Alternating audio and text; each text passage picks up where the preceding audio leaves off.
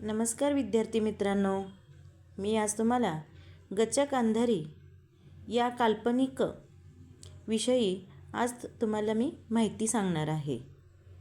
तर इयत्ता 7वीमधील गचक अंधारी हा पाठ आज आपण अभ्यासूया. तर याचे लेखक आहेत अशोक मानकर. तर बघा, तर यांची ग्रामीण विनोदी कथा लेखन, त्याचप्रमाणे हेमाडपंथी, हुनेर, Ganpat family in New York, gachak अंधारी हे कथासंग्रह प्रसिद्ध आहेत. चित्रपट, दूरदर्शन मालिका, माहितीपट यासाठी कथा व संवाद लेखन त्यांनी केलेलं आहे. तर या पाठाविषयी माहिती पाहूया. सदाचा मुलगा गजानन सदाबरोबर बाजारात जाण्यासाठी सतत पाठीमागे लागायचा. एके दिवशी सदा त्याला घाबरवण्यासाठी गचक अंधारी नावाच्या एका काल्पनिक जनावराची भीती त्याला दाखवतो. पावसाच्या तडाख्यातून वाचण्यासाठी गावामध्ये शिरलेला वाघ व बाजाराला निघालेला सदा यांच्यात ज्या घटना घडतात त्या विनोदी व मार्मिक शैलीतून लेखकाने मांडल्या आहेत. तर बघा, आज आपण आता पाठाला सुरुवात करूया. एका गावामध्ये सदा व सखू नावाचे जोडपे राहत होते. त्यांना गजानन नावाचा मुलगा होता.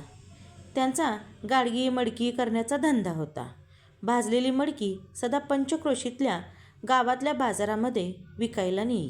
पंचक्रोशीतील म्हणजे आसपासच्या गावामध्ये, खेडेगावामध्ये तो काय करायचा, बाजारामध्ये तयार केलेली मडकी विकायला न्यायचा. गाढवाच्या पाठीवर मडकी ठेवून ते हाकत हाकत तो बाजाराला जायचा आणि येताना त्याच्या पाठीवर बसून यायचा. कधीकधी एका बाजारामध्ये मडकी शिल्लक राहत असत, ती तो कुण्या ओळखीच्या घरी ठेवायचा. म्हणजे त्याचा काय धंदा होता, तर घरामध्ये गाडगी मडकी बनवायचं आणि आजूबाजूच्या खेडेगावामध्ये जेव्हा बाजार भरतो तेव्हा काय करायचं, ती गाडगी मडकी जाऊन विकायची आणि ते नेताना कशी न्यायची, तर गाढवाच्या पाठीवर घालून न्यायची आणि येताना जर माल संपला तर गाढवाच्या पाठीवर बसून यायचं आणि जर माल नाही संपला तर कुणी एका ओळखीच्या ठिकाणी ठेवायचं, घरामध्ये दुकानामध्ये ठेवायचं आणि परत त्याच्या पाठीवर बसून परत घरी परतायचं.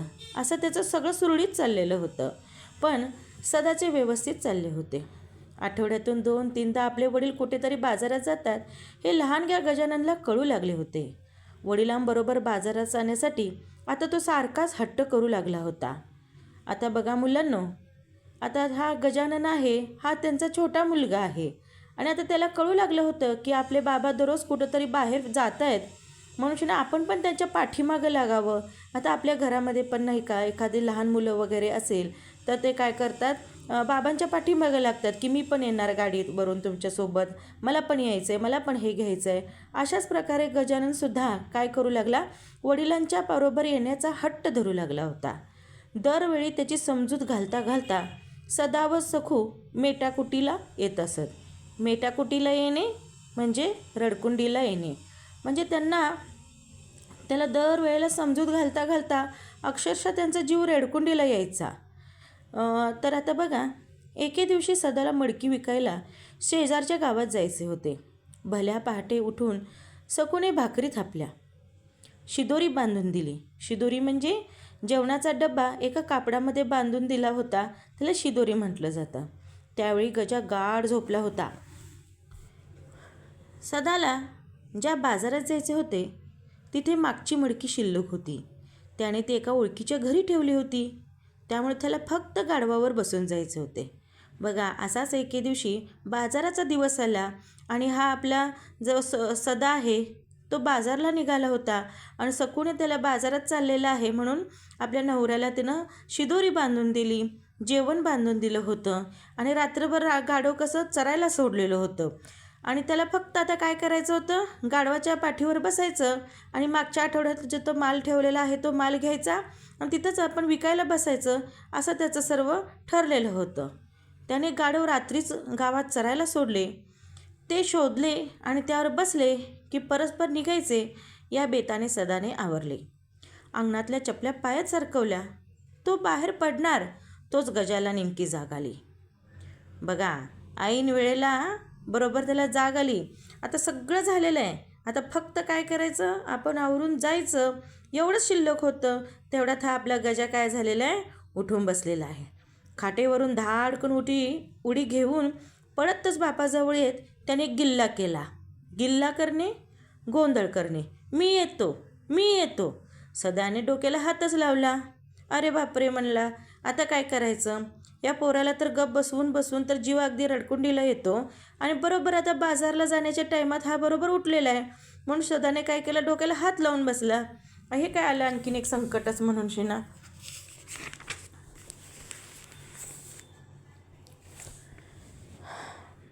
तर बघा, रात्री सदाच्या गावालगतच्या परिसरामध्ये जोराचा वादळी पाऊस झाला होता. विजा कडाडल्या होत्या, गारपीट झाली होती आणि त्या तडाक्यामध्ये एक वाघ सापडला होता. वाघाने बावचळून आपल्या जागेवरून पळ काढला होता. आसरा शोधत होता तो सदाच्या गावात येऊन धडकला होता. पहाटेपर्यंत कुठेतरी आश्रय घेऊन झुंजू मोंजू होताच इथून निघू जाऊ या हिशोबाने वाघाने गावात जागा शोधण्याचा प्रयत्न केला. बघा, आणि रात्रभर कसं झालेलं होतं, भरपूर पाऊस पडलेला होता आणि विजा कडाडल्या होत्या, गारपीट झाली होती आणि ह्याच्यामध्ये एक जंगलातला वाघ चुकून गावामध्ये आलेला होता आणि अडकलेला होता. आणि अरे बापरे, आता काय करायचं? पाऊस तर पडलेला आहे, विजा तर कडकडत आहेत, मग रात्रीचं कुठं जायचं? म्हणून रात्री काय झालेला होता, वाघ एक आश्रय घ्यावा म्हणून शेना बरोबर सदाच्या घराशेजारीच तो येऊन थांबलेला होता. आणि वाघाने विचार काय केला की झुंजूमुंजू होताच, झुंजूमुंजू म्हणजे थोडंफार उजाडताच, थोडाफार सूर्यप्रकाश पडताच आपण निघून जाऊ ह्या गावातून, या हिशोबाने त्याने गावामध्ये जागा शोधण्याचा प्रयत्न केला होता. इकडे वाघाने गावात जागा शोधण्याचा प्रयत्न केला. इकडे शोध तिकडे शोध करत त्याला एक पडके खिंडा रचले. आत जाऊन वाघ बाजूच्या भिंतीलगत उभा राहिला. ही सदाच्या घराची मागची भिंत होती बघा. आणि बरोबर वाघाला कुठं आश्रय घ्यावा बरं या हेतूने तो जागा शोधू लागला.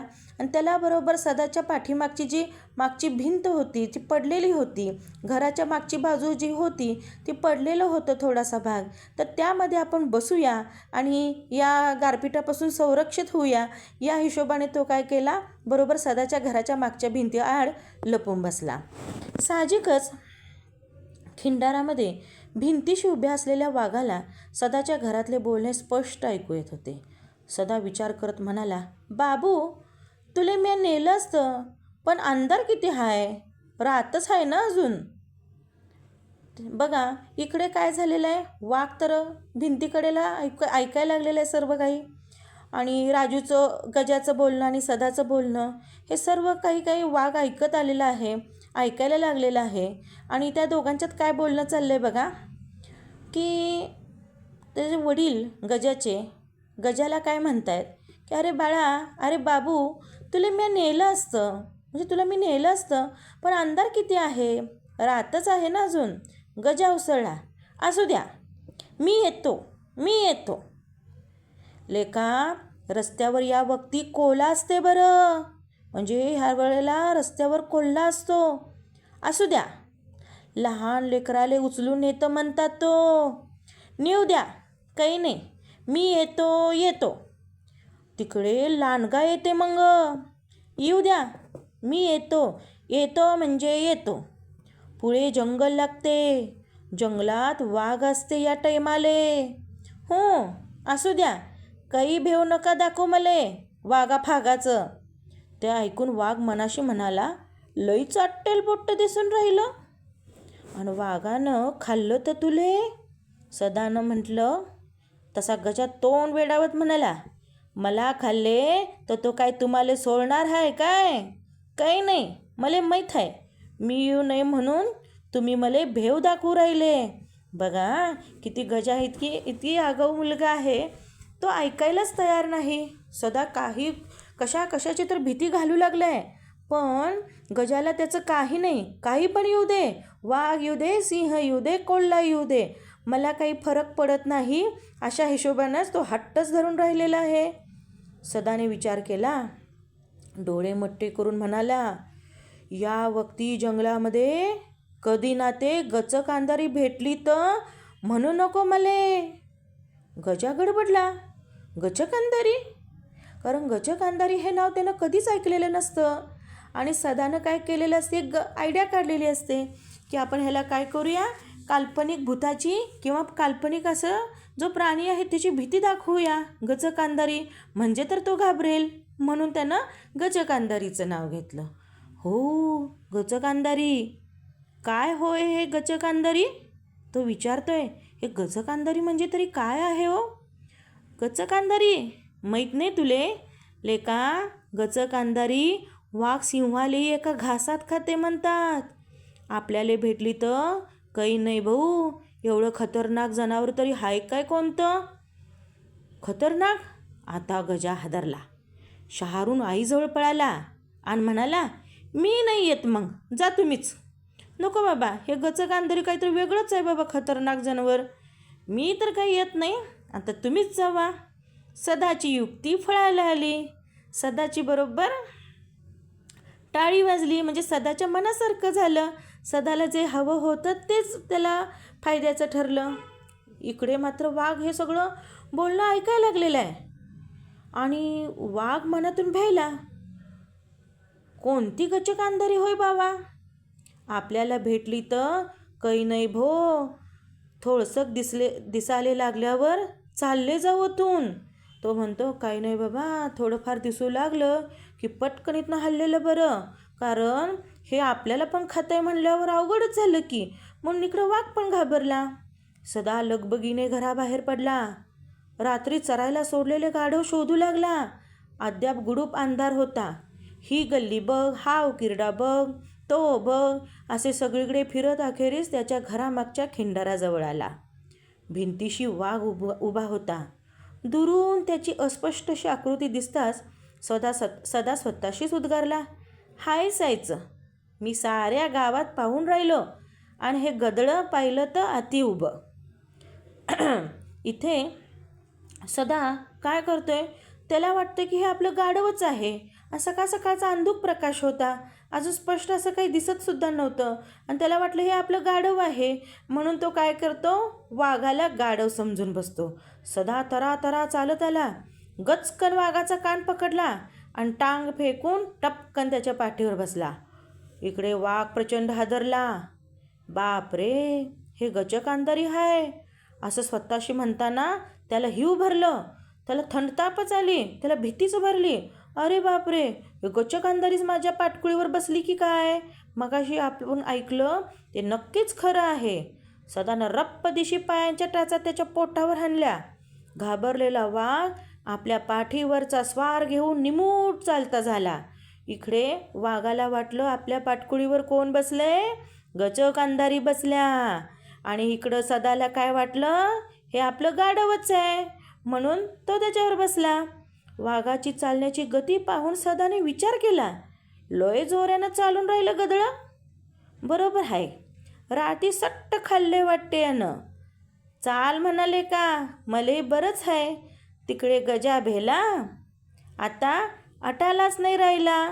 आता काय मस्त बाजारात जाणं आणि भदाळ इकणं. तो विचार करतो, बरं झालं. वाघाची चाल म्हणजे कशी असणार हो? गाढवापेक्षा थोडी जोरातच असणार.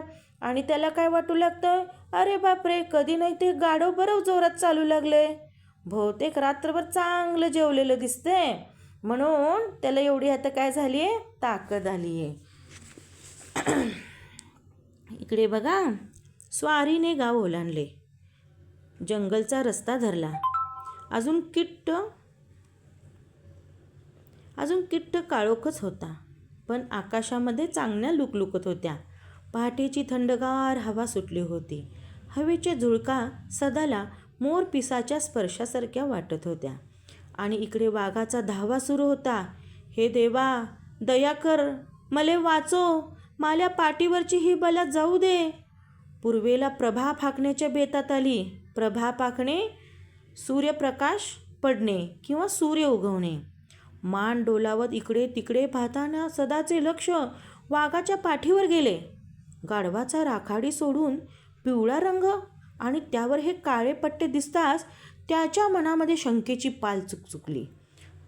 त्याला थोडंसं उजळल्यानंतर तो आपलं सहज असं बघत सहज खाली बघतो तर काय, आपलं गाढव तर राखाडी कलरचं आहे आणि ते सोडून हे पिवळ्या रंगाचा कुठला प्राणी आला बरं? आणि त्यावर हे काळे पट्टे पट्टे कसले बरं, असं म्हणून त्याच्या मनामध्ये थोडी शंका निर्माण आली.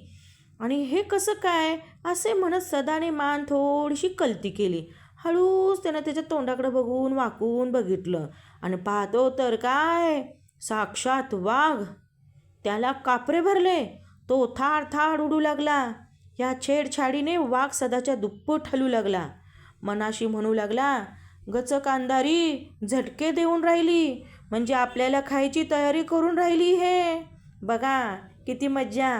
इकडे सदाला काय भीती बसली. अरे बापरे, मी गाढवाच्या पाठीवर बसायचं सोडून कुणाच्या पाठीवर बसलोय, साक्षात वाघाच्या पाठीवर बसलोय. म्हणून तो घाबरून धाड धाड धाड त्याचं हालू लागला अंग त्याचं भीतीनं. आणि इकडं वाघाला काय वाटू लागले, अरे बापरे, आता गचक अंधारी आपल्याला खायची तयारी करून राहिली. सदा आकाशाकडे पाहत करुणा भाकू लागला, याचना करू लागला, प्रार्थना करू लागला, हे ईश्वरा काय बुद्धी दिली बाबा, गद सोडून वाघाच्या पाठीवर बसलो, हा ना वाघही मला घेऊन चालला. पण मी याला दिसलो तर हा माही नळी फोडल्याशिवाय राहत नाही. मले वाचो याच्यातून, या संकटातून तार. बघा इथे सरळ सरळ सदा देवाकडे याचना करू लागला, हे देवा ह्याच्यापासून मला वाचव. ह्याला जर मी दिसलो तर माझी हाडं ना हाडं फोडून खाल्ल्याशिवाय राहणार नाही. हा सदाला दरदरून घाम फुटला. एवढ्या थंड वातावरणात ही घामाने तो वरपासून खालपर्यंत थपथपला. डोक्यापासून घामाच्या धारा ओघळू लागल्या. घाम वाघाच्या पाठीवर उतरू लागला. तेव्हा वाघाची घाबरगुंडी उडाली. घेऊ आता तर गचक अंधारी पाणी सोडून राहिली, म्हणजे मले हे आता पाण्यात भिजू भिजू खाते. या विचाराने वाघाचे काळी जोर जोरात धडधडू लागले. बघा इकडे सदा घाबरलाय वाघाला बघून शिना, आणि त्याच्या अंगाचं पाणी पाणी झालंय, घाम सुटलाय. आणि तो घाम काय होऊ लागलाय, वाघाच्या अंगावर टप टप टप टप पडू लागलाय. आणि वाघाला काय वाटू लागलं, हे गचक अंधारीला मला बघून तोंडाला पाणी सुटलं वाटतं, आणि आता ती मला ह्याच्यामध्ये भिजून भिजून खाती का काय, म्हणून त्याचं काळीच जोर जोरात धडधडू लागलं. कापरे भरलेला सदा सुटकेचा काही मार्ग सापडतो का म्हणून इकडे तिकडे पाहू लागला. दूरवर त्याला वडाचे झाड दिसले. त्याच्या पारंब्या जमिनीपर्यंत आलेल्या होत्या आणि हा रस्ता वडाच्या झाडाखालून जात होता. सदाच्या जीवात जीव आला. वाघ जेव्हा झाडाखालून जाऊ लागला तेव्हा सदाने विलक्षण चपळाई केली. लोंबणारी पारंबी पकडत तो वाघाच्या पाठीवरून सटकला आणि सर सर वर गेला.